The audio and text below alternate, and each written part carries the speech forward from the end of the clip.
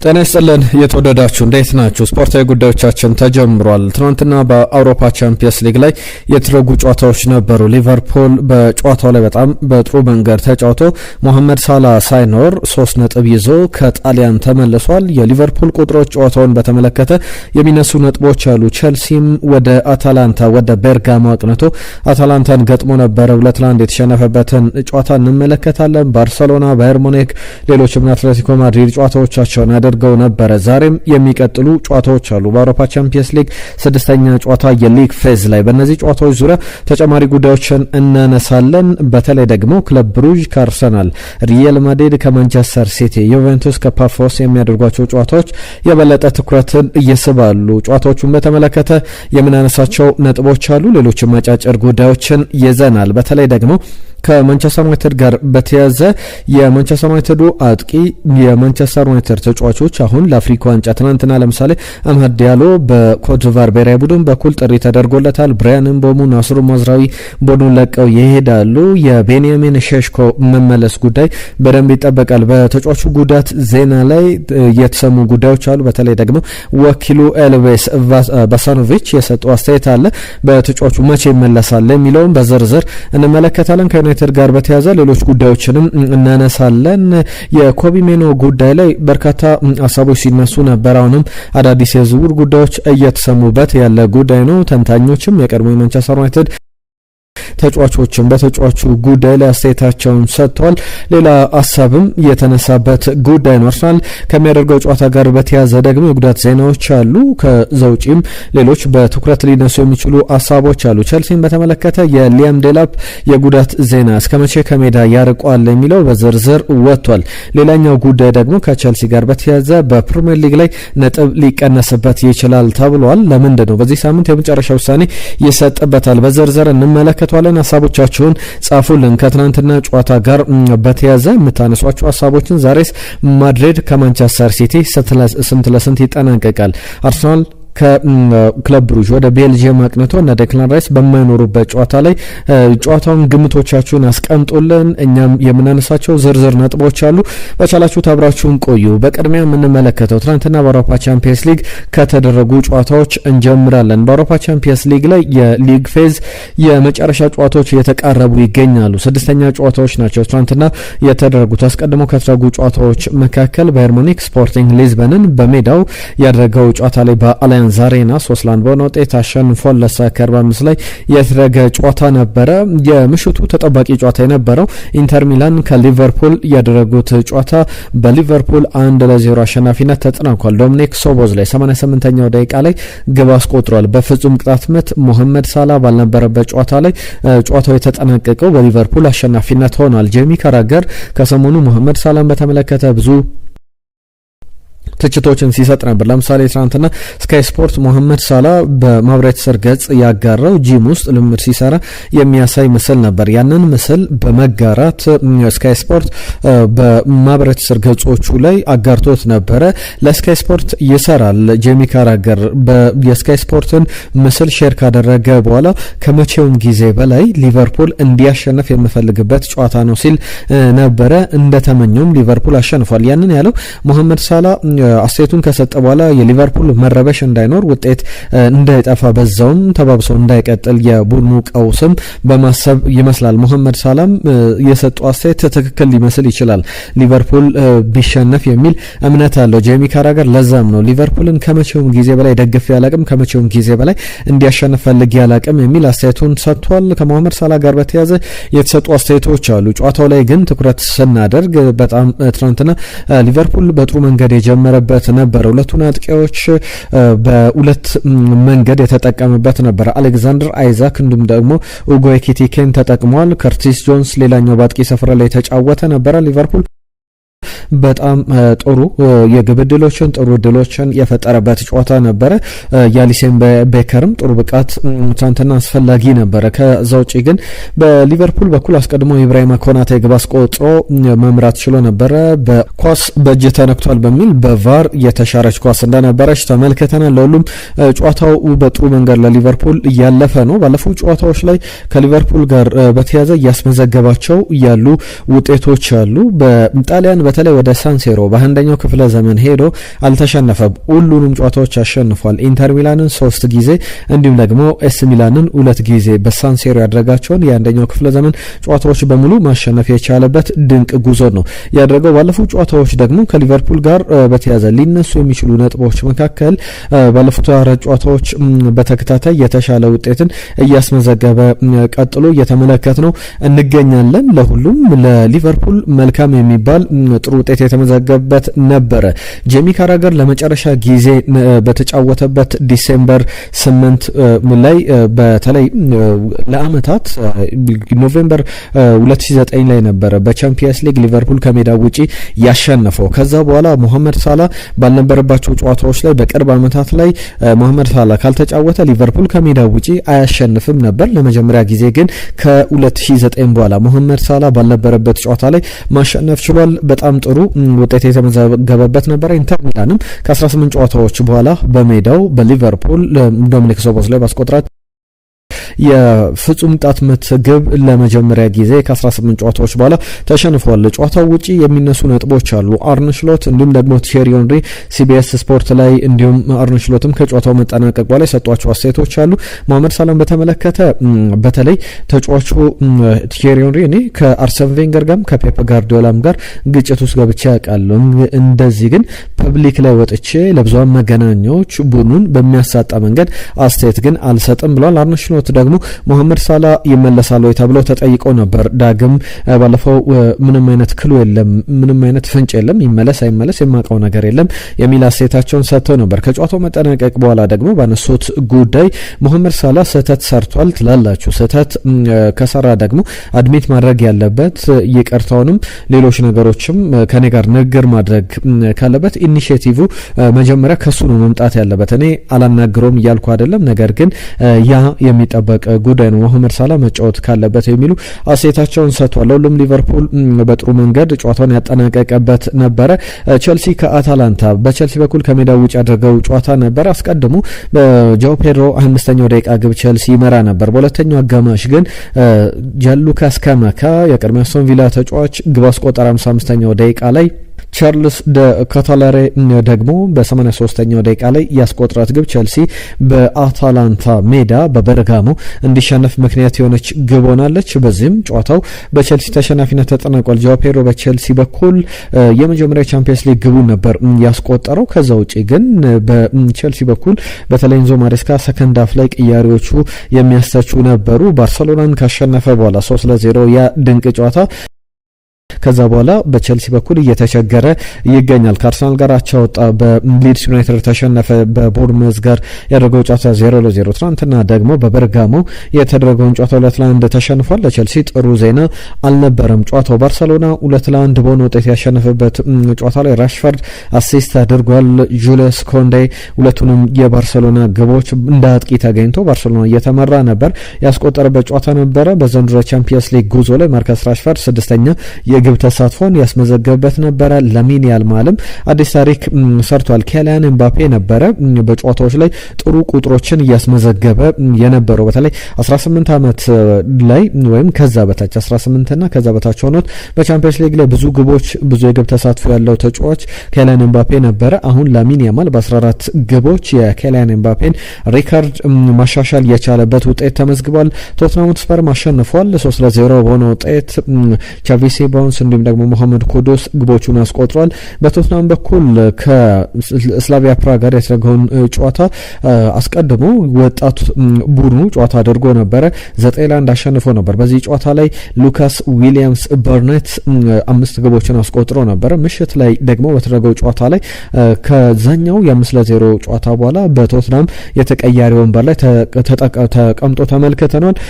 ለሁሉም እነዚህ የሚነሱ ጉዳዮች ናቸው። ከትናንትና ጨዋታ በኋላ አትሌቲኮ ማድሪድም እየተመራ ነበረ 3-2 በሆነ ውጤት ያሸነፈበት ጨዋታ የሚጠቀስ ነው። ዛሬም የሚደረጉ ጨዋታዎች አሉ። የደረጃ ሰንጠረዡን እናነሳለን። ከአውሮፓ ቻምፒየንስ ሊግ ጋር በተያያዘ ዛሬ የሚጠበቁ ጨዋታዎች አሉ። በተለይ ደግሞ ሪያል ማድሪድ ከማንቸስተር ሲቲ በጣም ትኩረትን የሚስብ ጨዋታ ነው። ፔፕ ጋርዲዮላ ከቻቪ አሎንሶ ለመጀመሪያ ጊዜ የቀድሞ ተጫዋችና አሰልጣኝ ነበሩ። ግን በአሰልጣኝነት ለመጀመሪያ ጊዜ ይገናኛሉ። ፔፕ ቻቪን ባሰለጠነባቸው በተሸነፈባቸው ጨዋታዎች ላይ 79 ጨዋታ በፔፕ ስር ቻቪ አሎንሶ ጨዋታ አድርጎ ነበር በባየር ሙኒክ። በእነዚህ ጉዟት ላይ 58 ጨዋታዎችን አሸንፏል። በ9 ጨዋታዎች ብቻ የተሸነፈበት ነበረ። ለመጀመሪያ ጊዜ ግን በአሰልጣኝነት ይገናኛሉ ሁለቱ የቀድሞ ተጫዋችና አሰልጣኝ ማለት ነው። በዚህ ጨዋታ ላይ ሪያል ማድሪድ ስላይትሊም ቢሆን የማሸነፍ ቅድመ ግምት በኦፕታ ሱፐር ኮምፒውተሮች ግምት አግኝቷል። 41.8% የማሸነፍ ቅድመ ግምት አለው። ማንቸስተር ሲቲን ስንመለከት ደግሞ በጥሩ መንገድ 34.2% የማሸነፍ ቅድመ ግምት ተሰጥቶታል።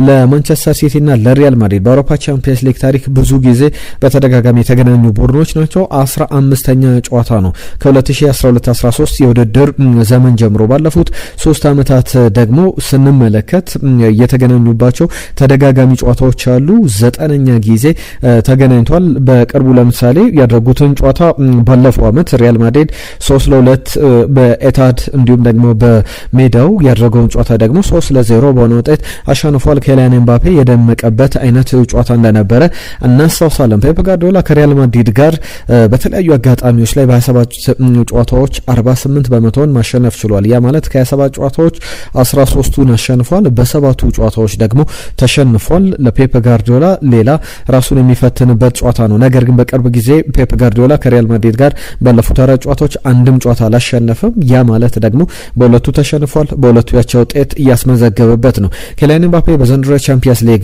ጨዋታ ላይ በ5 ጨዋታዎች 9 ግቦች አሉት። በጣም ጥሩ እየተንቀሳቀሰ አስደናቂ ወጥ ብቃት ላይ ይገኛል። በእነዚህ ጊዜያት ላይ ሮላንዶ ነበረ ክርስቲያኖ ሮላንዶ 9 ግቦችን 2013-14 የውድድር ዘመን ላይ ያስቆጠረው። ኬሊያን ኤምባፔም ጥሩ ጉዞ ላይ ይገኛል አሁንም ቢሆን። ነገር ግን በጨዋታው ላይ ላይሰለፍ ይችላል። ትናንትና በሪያል ማድሪድ በኩል ልምዱን ሲያከናውን አልነበረም። በባልደባስ አልተመለከትነውም። ነገር ግን ለጨዋታው ሊደርስም ላይደርስም ይችላል። አጠራጣሪ ነገሮች አሉ። በጨዋታው ላይ ግን የበለጠ ጥሩ ፉክር የሚደረግበት አይነት ጨዋታ ይሆናል ተብሎ ይጠበቃል። አርሰናል የሚያደርገውም ጨዋታ ሌላ ተጠባቂ መርሃ ግብር ነው። በዚህ ጨዋታ ዙሪያ ግምቶቻችሁን ጻፉልን። አርሰናል ከክለብ ብሩዥ እንዲሁም ማንቸስተር ሲቲ ከሪያል ማድሪድ ስለስንት ይጠናቀቃል የሚለውን የእናንተን ግምቶች እንጠብቃለን። በዚህ ጨዋታ ላይ ክለብ ብሩዥ በአርሰናል በኩል በሚያደርጉት ጨዋታ ክለብ ብሩዥ 14% የማሸነፍ ግምት ተሰጥቶታል።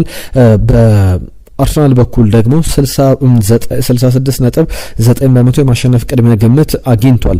ባለፉት 9 የቻምፒየንስ ሊግ ጨዋታዎች በሚኬል አርቴታ ስር አንድም ጨዋታ አልተሸነፈም። ሁሉንም ጨዋታዎች አሸንፏል። የሚኬል አርቴታ ቡድን ለመጀመሪያ ጊዜ ነው ሁለቱ ቡድኖች የሚገናኙትና 10ኛ ጨዋታ ማሸነፍ የሚችል ከሆነ በእንግሊዝ ቡድኖች ታሪክ 10 ተከታታይ ጨዋታዎችን በዚህ በሊግ ፌዝ ወይም በአጠቃላይ በግሩፕ ጨዋታዎች ጭምር ማሸነፍ የቻለ ቡድን ይሆናል። ሊቨርፑል 2022 ላይ ሴፕቴምበር ጀምሮ እስከ ጃንዋሪ 2025 ድረስ 12 ጨዋታዎችን በተከታታይ አሸንፎ ነበረ። በሚኬል አርቴታ ቡድን ውስጥ በኩል የጉዳት ዜናዎች አሉ፣ የሚነሱ አስተያየቶችም አሉ። ከሚኬል አርቴታ ጋር በተያያዘ ያነሳቸው ጉዳዮች አሉ። አርሰናል በተደጋጋሚ ትናንትናም ሲነሱ ከነበሩ ጉዳዮች መካከል ወደ 93 ጉዳቶችን አስመዝግቧል ከባለፈው የውድድር ዘመን ጀምሮና ሚኬል አርቴታ ትናንትና የተጠየቀው ጥያቄ ቢኖር እንዴት ነው ነገሩ ተብሎ ነበረ። የአርሰናል ልምምድ ጫና አለ ወይ ተብሎ ነበር። ለምሳሌ ማክሰኞ ዕለት 20 ደቂቃ ነው ልምምድ የሰራ ነው። ብዙ ልምምዶችን አንሰራ ምክንያቱም ጊዜ የለንም።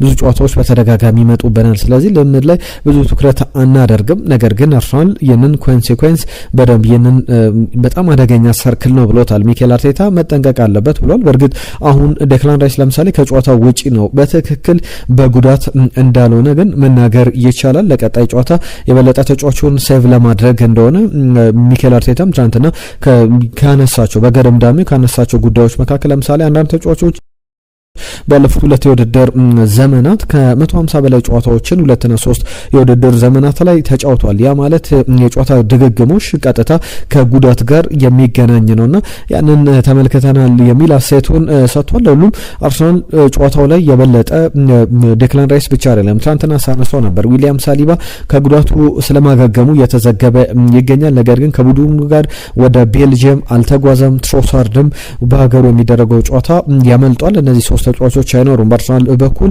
የበለጠ ብዙ ቅያሬዎችን እንመለከታለን። የሚጠበቅ አይነት መርሃ ግብር እንደሆነ ግን መናገር ይቻላል። ጋብሪኤል ማርቲኔሊ ባለፉት 5 ተከታታይ የቻምፒየንስ ሊግ ጨዋታዎች ላይ በተሰለፈባቸው ጨዋታዎች ላይ ግብ አስቆጥሯል። ከዚህ በፊት ቲየሪ ሄንሪ 6 ግቦችን 99-2000 ውድድር ዘመን ላይ አስቆጥሮ ነበር በ6 ተከታታይ ጨዋታ። ኢያን ራይትም ከዛ በላይ በ8 ጨዋታዎች ላይ ግብ አስቆጥሮ ነበረ። ተከታታይ 6ኛ ጨዋታዎች ላይ ግብ ለማስቆጠር ወደ ሜዳ ይገባል። ጋብሪኤል ማርቲኔሊ በእንግሊዝ በዚህ በፕሪሚየር ሊጉ ላይ ባለው በአርሰናል ስኳድ ውስጥ በብራዚልም ደግሞ በብራዚል ብሔራዊ ቡድን ከነ ራፊና ከነ ቪኒ ጁኒየር ከነ ሮድሪጎ ጋር ያለው ፉክክርን የበለጠ ትኩረት የሚስብ አይነት ነው የሚል አስተያየቱን ሲሰጥ ተመልክተናል። ለሁሉም የሚጠበቅ አይነት ጨዋታ ነው። እነዚህ ጉዳዮች ከጨዋታዎቹ ጋር በተያያዘ ይነሳሉ። አርሰናል በቻምፒየንስ ሊጉ ላይ ቅድሚያ ግምት ከተሰጣቸው ቡድኖች መካከል አሁንም አንዱ ነው። የኦፕታ ሱፐር ኮምፒውተሮችን ግምት እስከ 6ኛ የማች ዴይ ስኳድ ድረስ የተደረጉ ጨዋታዎችን ከተመለከተ በኋላ ኦፕታ ሱፐር ኮምፒውተሮች ግምቶቻቸውን አስቀምጧል። አሁንም በአርሰናል በኩል ቻምፒየንስ ሊጉን የማሸነፍ 24 በመቶ ግምት ተሰጥቶታል።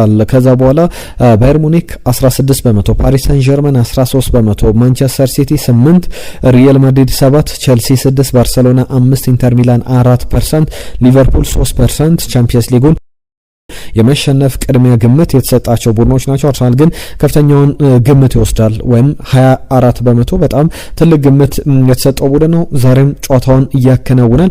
የሚጠበቅ አይነት ነው። በቻምፒየንስ ሊጉ ላይ የምድቡን አጠቃላይ በሊግ ፌዝ ላይ ያሉ የደረጃ ሰንጠረዡን ስንመለከት አርሰናል 5 ጨዋታዎችን አድርጎ አንዳንድ ቡድኖች 6 ጨዋታዎችን ያደረጉ ቡድኖች አሉ። አሁንም እየመራ ይገኛል የሊግ ፌዙን በ15 ነጥቦች ሁሉንም ጨዋታዎች በማሸነፍ። ባየር ሙኒክ 6 ጨዋታዎችን አድርጎ አንድ ጨዋታ አርሰናል ብቻ ተሸንፏል። 15 ነጥቦች አሉት። በተመሳሳይ በግብ ክፍያ ግን አርሰናል የተሻለ የግብ ክፍያ አለው። 5 ጨዋታዎችን አሸንፏል። አታላንታ ትናንትና ቸልሲን ካሸነፈ በኋላ ወደ 3ኛ ደረጃ ከፍ ብሏል። ኢንተር ሚላን በ5ኛ ደረጃ ላይ ይገኛል። ፓሪስ ሰን ጀርመን ዛሬ ማሸነፍ የሚችል ከሆነ በደንብ ደረጃውን ማሳደግ ይችላል። ከነ ባየር ሙኒክ ከፍ ብሎ 2ኛ ደረጃን መቀመጥ የሚችልበት አርሰናል የሚያሸንፍ ከሆነ ማለት ነው። አርሰናል ካላሸነፈ ደግሞ መብለጥ የሚችልበት እድል ሊኖር ይችላል አርሰናል ከተሸነፈ። ነገር ግን የሚሆን አይመስልም ለሁሉም። ፓሪስ ሰን ጀርመንም እድል አለው። የሊቨርፑልን ደረጃ ስንመለከት ወደ ቶፕ 8 ገብቷል። ማሸነፉን ተከትሎ 12ኛ ነጥቡን አግኝቷል። ቼልሲ ደግሞ ቶፕ 8 ውስጥ ነበረ። ትናንትና ጨዋታውን ሲያደርግ 7ኛ ደረጃ ላይ ይገኝ ነበረ። 10 ነጥቦችን ይዞ መሸነፉን ተከትሎ 11ኛ ደረጃ ላይ ይገኛል። ማንቸስተር ሲቲ ማሸነፍ የሚችል ከሆነ ሪያል ማድሪድን በደንብ ደረጃዎቻቸውን ማሳደግ የሚችሉበትን ጨዋታ ነው የሚያከናውኑት። የሚጠበቅ ነው። ዛሬ ከሚደረጉ የቻምፒየንስ ሊግ ጨዋታዎች መካከል እነዚህ በትኩረት ይነሳሉ። ማንቸስተር ዩናይትድን የተመለከቱ ጉዳዮችን ላንሳ። አንደኛው የኮቢ ሜኖ ጉዳይ ነው። ሌላኛው ደግሞ እየተነሳ ያለው ጉዳይ ከቤንያሚን ሼሽኮ ጋር በተያያዘ ነው። ቤንያሚን ሼሽኮ መቼ ይመለሳል ከጉዳቱ? በተለይ ደግሞ የአፍኮን ጨዋታዎች ቀጣይ ከታሳስ ጀምሮ በዚህ አሁን የያዝነው የታሳስ ወር ጀምሮ በደንብ ትኩረት ተሰጥቷቸው ይደረጋሉ። 10 እና ከዛ በታች ያሉ ቀናት ናቸው በተጫዋቾቹ በኩል ከቡድኑ ጋር ሊቆዩ የሚችሉባቸው ቀናትን ውድድሩ ታህሳስ 12 ይጀምራል። የአፍሪካ ዋንጫ ሞሮኮ ላይ በራባት የሚደረጉ የመክፈቻ ጨዋታዎች ጀምረው ትኩረትን ይስባሉ። ትናንትና ለምሳሌ በኮትዲቯር ብሔራዊ ቡድን በኩል አማድ ዲያሎ ጥሪ ተደርጎለታል። ስብስብ ውስጥ ከተካተቱ ተጫዋቾች መካከል የሚጠቀስ ነው። ነገር ግን ዊልፍሬድ ዛም ተካቷል። ብዙ አነጋጋሪ ነገሮች አሉት ከጥሪው ጋር በተያያዘ። ቤንያሚን ሼሽኮን ያነሳ ነው ግን ከጉዳቱ ዜና ጋር በተያያዘ ኤልቪስ ባዛኖቪች ያነሳው ጉዳይ አለ። በጣም የሱ መመለስ አስፈላጊ ጊዜ ላይ ያለ ይመስላል። ምክንያቱም ብሪያን ምቦሞ፣ ናስር ማዝራዊ፣ አማድ ዲያሎ ወደ አፍሪካ ዋንጫ ይጓዛሉና ቡድኑን በደንብ የሚያጎሉ አይነት ተጫዋቾች ናቸው። በስኳድ ጥራት በኩል ችግር ያለበት ማንቸስተር ዩናይትድ የበለጠ እንዳይቸገር እነዚህ አይነት ተጫዋቾች እነ ቤንያሚን ሼሽኮ ቶሎ መመለስ ከጉዳታቸው፣ እንዲሁም ደግሞ እነ ማቲያስ ኩና ከጉዳታቸው አገግመው በደንብ መቆየት አለባቸው። እነ ብሩኖ ፈርናንዴዝ አሁን በዚህኛው በአፍሪካ ዋንጫ ጉዞ ላይ ሌሎች ተጫዋቾች በሚሄዱበት ጊዜ ላይ ወደፊት የበለጠ ጠጋ ብሎ ሊጫወት የሚችልበት እድል አለ። ማንቸስተር ዩናይትድም ቶሎ ወደ ዝውውር ሊገባ የሚችልበት እድል አለ። ምክንያቱም አፍሪካ ዋንጫ ላይ ጉዳት ካለ የባሰ የማንቸስተር ዩናይትድን የውድድር ዘመን ሊረብሽ የሚችል ነገር እንደሆነ መናገር ይቻላል። እነዚህ ጉዳዮች በስፋት ይነሳሉ። ኤልቪስ ባሳኖቪች አሁን በጣም መረጋጋት ከብዶታል። ተጫዋቹ ራሱን ማሳየት ይፈልጋል። ቤንያሚን ሸሽኮ ስሎቬኒያዊው ተጫዋች፣ ባሳኖቪችም ስሎቬኒያዊ ነው። ሁለቱም ያነሱት ጉዳይ አለ። በተጫዋቹ ጉዳይ ላይ በጣም ቸኩሏል። ራሱን ፕሩቭ ለማድረግ በማንቸስተር ዩናይትድ ራሱን ለማረጋገጥ ይፈልጋል። 22 ዓመቱ ላይ ይገኛል። በፕሪሚየር ሊጉ ላይ በ11 የፕሪሚየር ሊግ ጨዋታ 2 ግቦችን ብቻ ነው ያስቆጠረው። 74 ሚሊዮን ፓውንድ ተከፍሎበት ከመጣ በኋላ ትክክል ነው ወይ ያ ሁሉ ገንዘብ መውጣት የሚሉ ጥያቄዎች ሲነሱበት የነበረ ተጫዋች ነው። ራሱ ማረጋገጥ ይፈልጋል። አሁን በጥሩ ጤንነት ላይ ይገኛል። የሪያብ የማገገም ስራዎች በቅድ መሰረት እየተጠናቀቁ ይገኛሉ። በጣም በቅርብ ቀን ወደ ሜዳ ሲመለስ ወደ ሜዳ ሲጫወት ተመለከቱታላችሁ። መጫወት ናፍቆታል የሚል አስተያየቱን ሰጥቷል። በተለይ ደግሞ ከጨዋታዎች ጋር በተያዘ በቅርብ ጨዋታዎች ላይ እንመለከቷለን ብለን እንጠብቃለን። እንደ ባሳኖቪች ግምት ከሆነ መቼ ግን የሚለው በትክክል በዚህ ቀን በሳምንት በኋላ ወይም ደግሞ በቀጣይ በማንቸስተር ዩናይትድ ጨዋታ ላይ ማለት አልችልም። ያ የቡድን የዚህ የሜዲካል ስታፉ እንዲሁም ደግሞ የማንቸስተር ዩናይትድ አሰልጣኝ ሩበን አሞሪም ሊያረጋግጡት የሚችሉት ጉዳይ ነው። እኔ ግን ያንን በግልጽ ማስቀመጥ አልችልም። ነገር ግን በቅርብ ቀናት ላይ ልትመለከቱት ትችላላችሁ። ራሱን ማረጋገጥ ራሱን ማሳየት ይችላል የሚል አስተያየቱን ሰጥቷል። ከዛ ውጪ ሊነሱ የሚችሉ ጉዳዮች አሉ። ባሳኖቪች ካነሳቸው ጉዳዮች መካከል ሩበን አሞሪም ጊዜ ያስፈልገዋል ብሏል። በጣም ፕሮፌሽናል አሰልጣኝ ነው። በጣም ኦነስት ነው። በጣም ጥሩ ሰው ነው። በጣም ጥሩ አሰልጣኝ ነው። ነገር ግን በማንቸስተር ዩናይትድን ወደ ትልቅ ደረጃ ለመመለስ አሁንም ጊዜ ያስፈልገዋል ብሏል። በማንቸስተር ዩናይትድ በቅርብ ቀን መጥቼ ቤንያሚን ሼሽኮ ጋር ተነጋግሬ ነበረ። የነገረኝ ነገር አለ። በማንቸስተር ዩናይትድ መምጣት ይጸጽታል ብዬ ጠይቄው ነበረ። እንዲሁም ምናልባት ወደ ማንቸስተር ዩናይትድ ባልመጣ ኖሮ እድሜ ልኬን ይጸጽተኝ ነበር የሚል አስተያየቱን ሰጥቶኛል የሚል ነገሮችን አንስቷል ባሳኖቪች። በቀጣይም ማንቸስተር ዩናይትድ ወደ ቶፕ ሌቭል እንዲመጣ የተጫዋቹ አስተዋጽኦ ከፍተኛ ሊሆን እንደሚችልም ግምቱን አስቀምጧል። በቀጣይም የሚጠበቁ ጉዳዮች ይኖራሉ። እነዚህ በስፋት እናነሳቸዋለን። ከባሳኖቪች ጋር በተያዘ እነዚህን ጉዳዮች ያነሳል። ሌሎች ጉዳዮችም ላንሳላችሁ። ከማንቸስተር ዩናይትድ ጋር በተያዘ የኮቢ ሜኖ ጉዳይ ይነሳል። ዴይሊ ሜል ሌሎችም በጥር የዝውውር መስኮት ማንቸስተር ዩናይትድ ፈቃደኛ ከሆነ ቶሎ የጥር የዝውውር መስኮት እንደተከፈተ ወደ ናፖሊ መሄድ እንደሚፈልግ ጥያቄ ማቅረቡን ለክለቡ ይፋ የወጡ መረጃዎች ያሳያሉ። በዚህ ጉዳይ ላይ በተደጋጋሚ በተለይ ናፖሊ ምርጫ ያደረገው በቅርብ ጊዜያት ላይ ወደ ማንቸስተር ዩናይትድ እና ናፖሊ ስሞችን ሲያዙ እናስታውሳለን። ከነዚህ ስሞች መካከል አሁን በክለቡ ያለው ሌላኛው አጥቂ ጆሹዋ ዘርክዜም ጭምር ወደ ናፖሊ ሊሄድ ይችላል ተብሎ ሲነሳ ነበረ። ራስመስ ሆይሉንድ በሳምንቱ መጨረሻ 2 ግቦችን አስቆጥሯል። ስኮት ማክቶሚኔይ የጣሊያን ሴሪያ የዓመቱ ምርጥ ተጫዋች ተብሎ እስኪመረጥ ድረስ ምርጥ ብቃቱን አሳይቷልና በናፖሊ ፍሎሪሽ ለማድረግ ራሱን መልሶ ለማግኘት ጥሩ ጊዜን ሊያሳልፍ የሚችልበት አይነት ክለብ ሊሆን ይችላል የሚሉ ግምቶች ሲሰጡ ነበር። በዛ ጉዳይ ላይ ተመሳሳይ ሀሳቦችን የሚያነሱ አሉ። ለምሳሌ ከሰሞኑ ፖል ስኮልስ እንዲሁም ደግሞ ኒኪ ባት የማንቸስተር ዩናይትድ የቀድሞ ተጫዋቾች ትክክል አይደለም ማንቸስተር ዩናይትድ ትሪት እያደረገበት ያለው ተጫዋቹን መንገድ የሚሉ አስተያየቶችን ሲሰጡ ነበረ። አሁን ደግሞ ሌላኛው የቀድሞ የማንቸስተር ዩናይትድ ተጫዋች ሪዮ ፈርዲናንድ፣ ኒክ ባት እንዲሁም ደግሞ ፖል ስኮልስ የሰጧቸውን አስተያየቶች ተመልክቻለሁ። ሙሉ በሙሉ ፍጹም ከነሱ ጋር እስማማለሁ የሚል አስተያየቱን ሰጥቷል። ለእንግሊዝ እኮ ሲጫወት ነበረ። በቶርናመንቱ ላይ በአውሮፓ ዋንጫ ላይ በፍጻሜ ጭምር ሲጫወት የነበረ ድንቅ ብቃቱን ሲያሳይ ነበረ። ከዛ በኋላ እንዴት ነው በማንቸስተር ዩናይትድ ላይ ጫወት የሚችለው? ኮቢ ሜኖ በማንቸስተር ዩናይትድ ያለፉትን 18 ወራት የተጫዋችነት ኬሪየሩን የጎዳበትና ራሱን እንዲሁ በማሳደግ ያልቻለበት ጊዜ ነው የተመለከትነውና ያ በትልቅ ደረጃ ሊያስቆጭ የሚችል ነው። ተጫዋቹን መልቀቅ ካለበት ማሰብ ያለበት ጊዜ ላይ ይገኛል የሚሉ አስተያየቶቻቸውን እነ ፖል ስኮልስም ሲሰጡ ነበር። ተደጋጋሚ አስተያየቶች እየተሰጡ ይገኛሉ። በቀጣይ ደግሞ የነ አዳም ዋርተን ካርሎስ ባሌባ ጉዳይም ባለፉት ቀናት ሲነሱ ነበረ። ትናንትና ማንስቻለሁ። ለምሳሌ በካርሎስ ባሌባ ጉዳይ ካሜሮናዊ አማካኝ ስፍራ ተጫዋች ወደ ማንቸስተር ዩናይትድ ሊመጣ የሚችልበት እድል አለ። ብራይተን ከ100 ሚሊዮን ፓውንድ ወደ 74 ሚሊዮን ፓውንድ ወይም 85 ሚሊዮን ዩሮ የሚጠይቀውን የተጫዋቹን የዝውውር ጥያቄ ዝቅ አድርጓል። ከዛ ውጪ ደግሞ በቀጣይ የአዳም ዋርተንም በጥር የዝውውር መስኮት ምን ያክል በጣም ጥሩ ገንዘብ ማቅረብ የሚችል ከሆነ ወደ ክለቡ ሊመጣ የሚችልበት እድል አለ የሚሉ አስተያየቶች ተሰምቷል። ይጠበቃል። እነዚህን ጉዳዮች አነሳን። ከቸልሲ ጋር በተያያዘ ሊያም ዴላፕ በጉዳት ምክንያት በትከሻ ጉዳት ባለፈው ከቦርመዝ ጋር በነበረው ጨዋታ ላይ ጉዳት አጋጥሞት ነበረ። እንደ ከርስ እንደ መጥፎ ድል ሲቆጠር ነበረ። በተጫዋቹ በኩል ረጅም ጊዜ ከሜዳ እንዳያርቀው ስጋት ነበረ። 2 ወራት አካባቢ ከሜዳ ርቆ ነበር የተመለሰው። አሁንም ብዙ ሳያገለግል በድጋሚ ሌላ ጉዳት አጋጥሞታል። ነገር ግን የዲሴምበር ወር ሲጠናቀቅ ወደ ሜዳ ይመለሳል የሚሉ ዘገባዎችን ዚ አትሌቲክ ላይ ተመልክቻለሁ። የ2 ዓመቱ ላይ ይገኛል። የሮሪ ዴላፕ ልጅ እንደሆነ ይታወቃል። በእጅር ወራው በስቶክ ሲቲ በደንብ የሚታወቅ ተጫዋች ነው። እሱ ግን ተከላካይ ነው አባቱ። እሱ በአጥቂነት በእንግሊዝ እግር ኳስ ላይ በደንብ እየተመለከት ነው እንገኛለን። ከቸልሲ ጋር በተያያዘ ቅድም ያነሳውላችሁን መግቢያ ላይ የተመለከትነውን ጉዳይ ላንሳ። በሮማን አብራሞቪች በሩሲያው ኦሊጋርክ ዘመን ቸልሲ በጣም ትልልቅ ስህተቶችን ሰርቷል በሚል ቸልሲ ቶድ ቦሊ ክለቡን ከገዙት በኋላ ራሳቸው ሰልፍ ሪፖርትድ የሚባል አንዳንድ ነገሮች አሉ። ራስ ለምሳሌ አንድ ሰው መኪና ከገጨ በኋላ ጉዳት ካደረሰ በኋላ ቀጥታ ለፖሊስ እጁን እንደመስጠት አይነት ነው። ያንንም በደንብ በቸልሲ ቤት ተመልክተናል። ቶድ ቦሊ ክለቡን ከገዙ በኋላ ክለቡ የነበረውን ችግሮች በሙሉ ለእንግሊዝ እግር ኳስ ማህበር ሪፖርት አድርጎ ነበር። በክለቡ ውስጥ የነበሩ አሰራሮችን 74 አይነት የተለያዩ ክሶች ቀርበውበታል።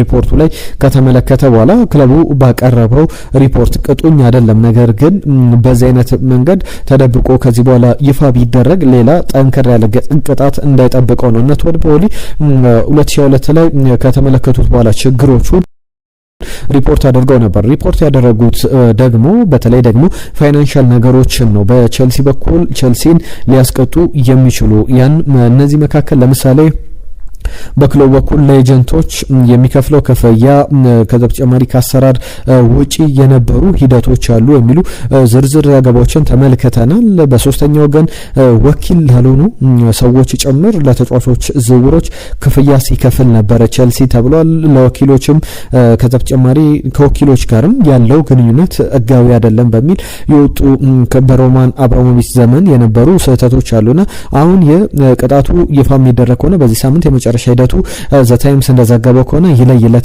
ቸልሲም ቅጣት ይጠብቋል የሚሉ ዘገባዎችን ተመልክተናል። በቀጣይ ቀናትም ዝርዝር ጉዳዮችን የምንሰማበት ጉዳይ ሊሆን ይችላል የሚሉ ሀሳቦች አሉ። ለሁሉም እነዚህ በዝርዝር የተነሱ ጉዳዮች ናቸው። አብራችሁን ስለነበራችሁ የተወደዳችሁ ከልብ እናመሰግናለን። በርከት ያሉ ጉዳዮችን አነሳን። የማንቸስተር ዩናይትድ ጉዳዮችን ከቸልሲ ጋር በተያያዘ ጨዋታውን በተመለከተ አርሰናል ዛሬም የሚያደርገው ጨዋታ በደንብ በትኩረት ይጠበቃል። ከጨዋታዎቹ በኋላ በፖስት ማች በርከት ያሉ ጉዳዮችን አዳዲስ መረጃዎችን የዝውውር ዜናዎችን ይዘን እንመለሳለን። አብራችሁን ስለነበራችሁ ጊዜያችሁን ስለምትሰጡን፣ ስለምታዳምጡን፣ ስለምትከታተሉን ከልብ እናመሰግናለን። ጤና ይስጥልን።